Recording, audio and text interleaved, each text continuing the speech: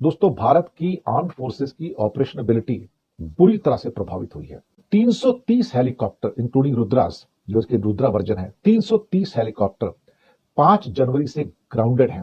3.5 महीने हो चुके हैं। ध्रुव की हिस्ट्री ही क्रैश होने की है। ध्रुव की हिस्ट्री कुछ इस किस्म की है जो शर्मनाक है, और 20-25 क्रैश हो चुके हैं। आर्टिकल द हिंदुस्तान टाइम्स द्वारा पब्लिश किया गया है, जिसमें ये इंडिकेशन मिल रहे हैं कि जो एएलएस ध्रुव की फ्लीट है ये ऑलमोस्ट 6 महीने तक ग्राउंडेड रह सकती है। 3 महीने पहले ही हो चुके हैं।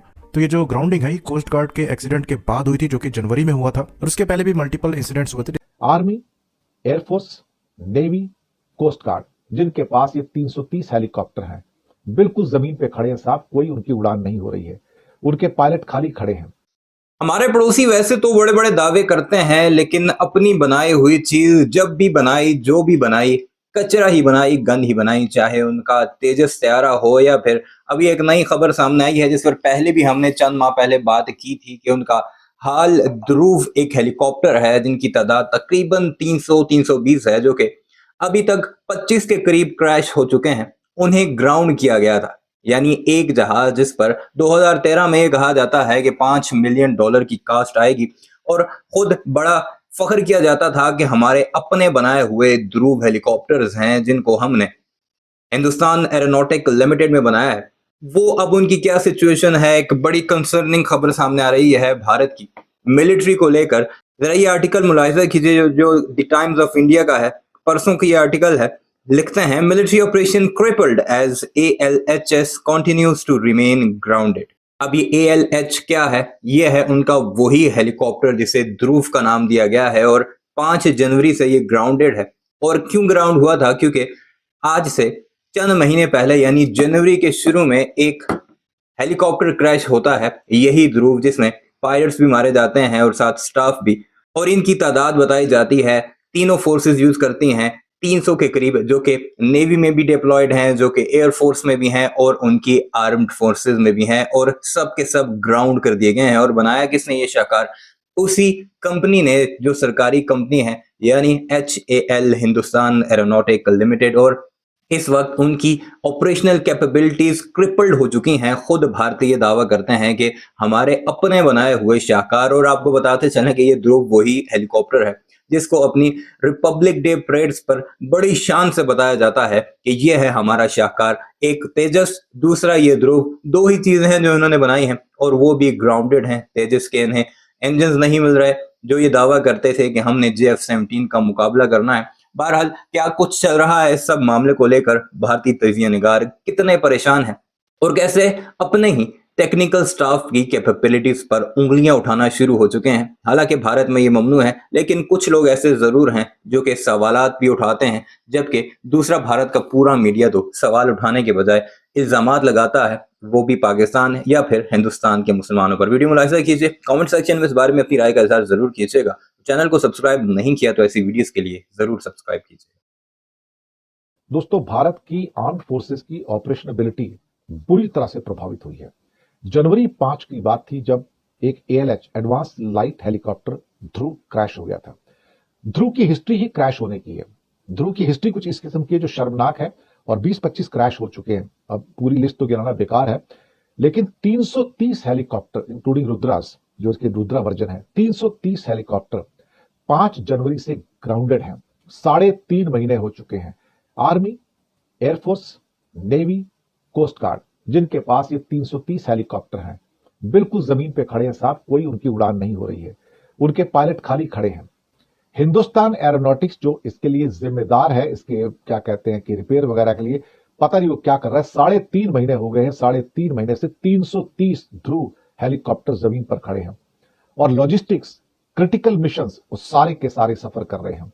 आर्मी की ऑपरेशनबिलिटी, नेवी की ऑपरेशनबिलिटी, एयरफोर्स और कोस्ट गार्ड की जो ऑपरेशनबिलिटी होती है, जो सीमाओं की सुरक्षा का होता है, सारी की सारी बिल्कुल स्टैंड स्टिल पे। 3.5 महीने हो गए हैं, और 3.5 महीने से ये 330 हेलीकॉप्टर जमीन पर खड़े हैं। एक तो भारत की जरूरत इस टाइम कम से कम तो 1000 नए हेलीकॉप्टर्स की है, लेकिन हमारे पास हेलीकॉप्टर ही नहीं है, और जितने हैं वो सारे के सारे जमीन पे खड़े हैं। ले दे के थोड़े बहुत वो MI-18 टाइप के हेलीकॉप्टर्स हैं, जिसमें प्रधानमंत्री भी उड़ते हैं और कुछ और VIP भी उड़ते हैं। और इन हेलीकॉप्टर में तो प्रधानमंत्री वगैरह को कभी उड़ाया ही नहीं जाता, क्योंकि इनका इनको प्रधानमंत्री या वीवीआईपी के ऑपरेशन के लिए सेफ नहीं समझा जाता है इन हेलीकॉप्टर्स को। जब इनको सेफ नहीं समझा जाता तो समझ नहीं आता कि फिर अपने जांबाज जो हमारे पायलट्स हैं उनको क्यों मरवाया जाता है। और 20-25 इनके क्रैशेस हो चुके हैं, लेकिन कौन जिम्मेदारी लेगा? Hindustan Aeronautics, who's made it, is yet to conclusively establish the root cause behind the swash plate fracture in ill-fated helicopters that made the Coast Guard pilot lose control of their flying machines for over 3 months ago.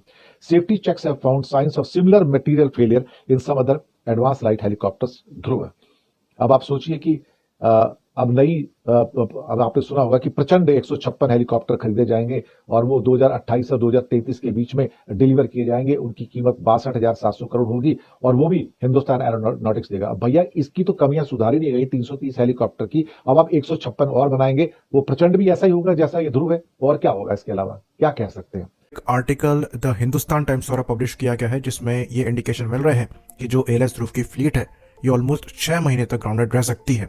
3 महीने पहले ही हो चुके हैं और additional आगे 3 महीने और यहाँ पर समय जा सकता है, जो कि उससे आगे भी बढ़ सकता है। तो ये जो ग्राउंडिंग है ये कोस्ट गार्ड के एक्सीडेंट के बाद हुई थी, जो कि जनवरी में हुआ था, और उसके पहले भी मल्टीपल इंसिडेंट्स हुए थे जिसमें एक और कोस्ट गार्ड का जो ध्रुव मार्क 3 MR है, जो कि नए ध्रुव है, वो क्रैश हुआ था। और उसके पहले एक और इंडियन नेवी का जो ध्रुव मार्क 3 MR है उसे पानी में डिच किया गया था। तो ये जो ध्रुव मार्क 3 MR है, जो कि कोस्ट गार्ड और नेवी के साथ सर्विस में है, इनके साथ थोड़ा ज्यादा इशू देखे जा रहे हैं। और जब फ्लीट वाइड इंस्पेक्शन हुई तो ये पाया गया कि नेवी और कोस्ट गार्ड के कुछ एएलएच में जो स्वाश प्लेट असेंबली है वहां पर क्रैक्स मिले हैं। तो अनुमान ये लग रहा है कि प्रोलॉन्ग्ड सलाइन एनवायरनमेंट में ऑपरेशन की वजह से हो सकता है यहाँ पर इशू हो, पर क्योंकि अभी तक इसकी पुष्टि नहीं हुई है तो और डीप में यहाँ पर इन्वेस्टिगेशन करी जा रही है। तो यहाँ पर जो स्कोप ऑफ इन्वेस्टिगेशन है उसको और ब्रॉड कर दिया गया है और बेंगलोर की IISc यानी कि इंडियन इंस्टीट्यूट ऑफ साइंस को भी इन्वॉल्व किया गया है फटीग टेस्टिंग वगैरह के लिए। बाकी क्योंकि यहाँ पर सलाइन एनवायरनमेंट को लेकर स्पेकुलेशन किए जा रहे थे कि हो सकता है इसकी वजह से ये कोस्ट गार्ड और नेवी के जो ध्रुव हैं ये प्रॉब्लम फेस कर रहे हो, इसलिए एयरफोर्स और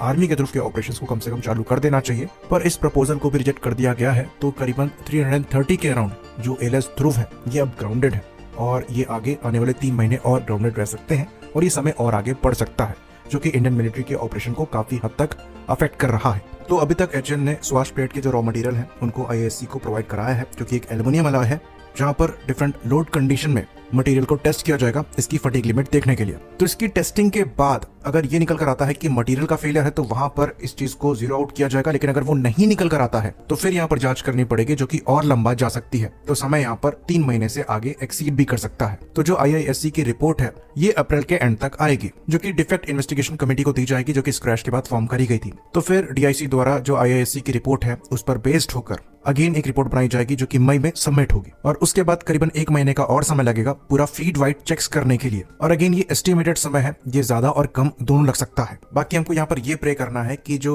इशू हो ये मटेरियल इशू ही हो, डिजाइन इशू ना हो। अगर डिजाइन इशू होता है तो ये जो 3 महीने का समय है ये इजीली बढ़ जाएगा और फिर जो 156 LCH प्रचंड के ऑर्डर्स भी यहाँ पर दिए गए हैं उसको भी ये अफेक्ट करेगा। तो ये बात हम आपको बता दें कि ALH पहले ही डिजाइन रिव्यू में जा चुका है 2023-24 के दौरान, जब कंट्रोल रॉड में इश्यूज आए थे तो वहां पर स्टील कंट्रोल रॉड को एज अ फिक्स लाया गया था